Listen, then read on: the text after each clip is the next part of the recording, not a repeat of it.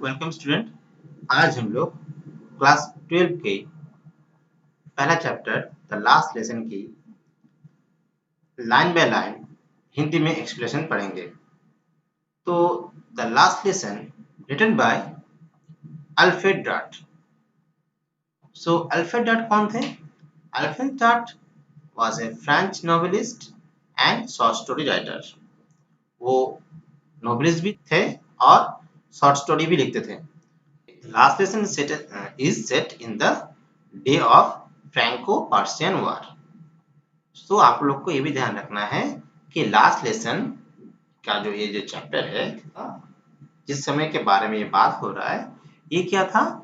ये फ्रैंको और पर्शियन का वार चल रहा था, उसके सिचुएशन के ऊपर बेस्ड है और ये 1870 और 1871 के बीच में ये फ्रैंको पर्शियन का वॉर हुआ था, इन विच फ्रांस वाज डिफीटेड। क्या हुआ था? इस युद्ध में फ्रांस को हार गया था पर्शियन के द्वारा।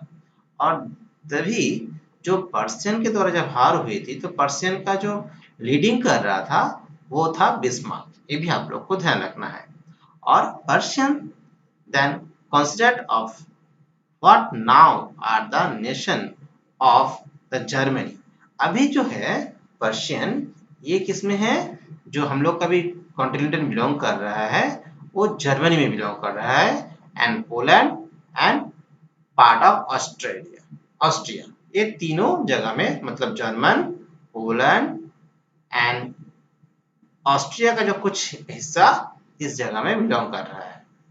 तो इस कहानी में हम क्या पढ़ेंगे? In this story the France district of Alsace and Lorraine. यहाँ पर आपको ध्यान रखना है फ्रांस का जो दो डिस्ट्रिक्ट था अल्सा एंड लॉरेंस, ये दोनों जो डिस्ट्रिक्ट था ये क्या हुआ था? पर्शियन हैंड में चला गया था, मतलब पर्शियन के पास चला गया था। तो जब ये जगह मतलब लॉरेंस एंड एल्सा, ये तो डिस्ट्रिक्ट जो था जो पर्शियन के हैंड में चला गया था, उसी जगह में जो स्कूल था तो उस स्कूल के बारे में यहाँ पर बोला गया है। तो आप लोग को ये भी ध्यान रखना है कि वार मतलब युद्ध हर टाइम क्या करता है? डिस्ट्रॉय करता है या आदमी को लाइफ में परिवर्तित करता लाता है।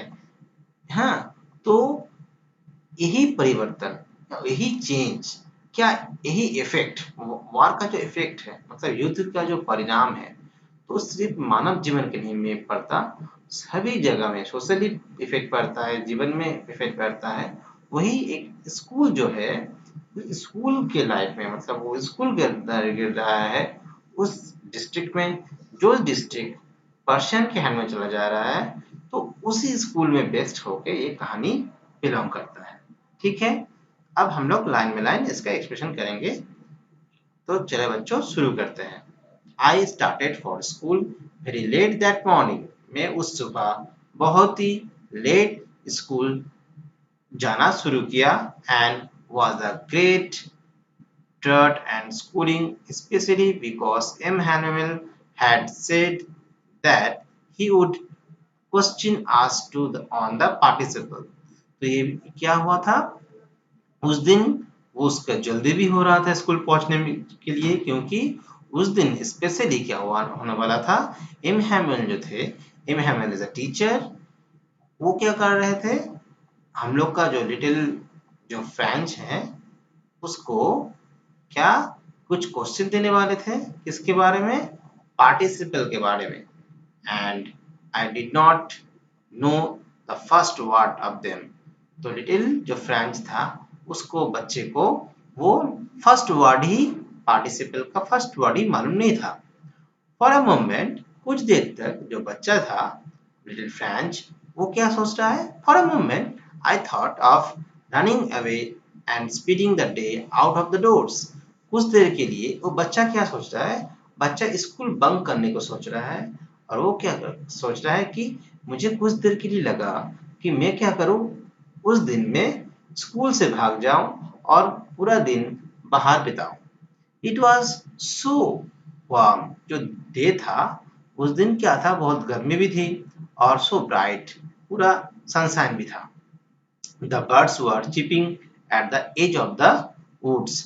जो बर्ड्स थे वो क्या कर रहे थे, पेड़ों में वो चिपिंग कर रहे थे, ठीक है।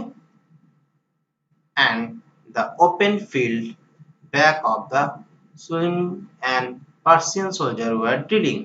और जो बगल में क्या हो रहा था, जो पर्शियन सोल्जर थे वो लोग क्या कर रहे थे, ड्रिलिंग कर रहे थे, मतलब अपना प्रैक्टिस कर रहे थे, मार्च कर रहे थे। It was all much more tempting than the rule of the participle. ये क्या था, मतलब ये सब बहुत ही अच्छा था, किसके से, पार्टिसिपल से। बट लेकिन I had the strength to resist and hurried of the school। लेकिन क्या होना था, बच्चे को सीखना भी था पढ़ाई में, इसीलिए वो क्या कर रहा, लिटिल फ्रेंच क्या कर रहा, वो स्कूल जल्दी जल्दी पहुंचने के लिए चलता रहा। दूसरे सेंटेंस में क्या होता है देखो, When I passed the town hall, जब मैं टाउन हॉल से गुजर रहा था, there was a crowd in front of the bulletin board। तब वहां पर टाउन हॉल को सामने जो बुलेटिन बोर्ड रखा था, वहां पर क्या हो रहा था, एक भीड़ उमड़ पड़ा था। और द लास्ट 2 ईयर तक यहाँ से क्या हो रहा है, all our bad news had come from there. हम लोग का जितने भी बुरे न्यूज है यहाँ से ही आ रहा था। द लॉस्ट बैटल, मतलब हम लोग क्या कर रहे थे कि युद्ध हार चुके हैं। द ड्राफ्ट, और यही the order of the commanding officer. ये क्या था, कमांडिंग ऑफिसर से ऑर्डर आया था कि हम लोग युद्ध हार गए। And I thought to myself, और मैं एक सोच में डूब गया।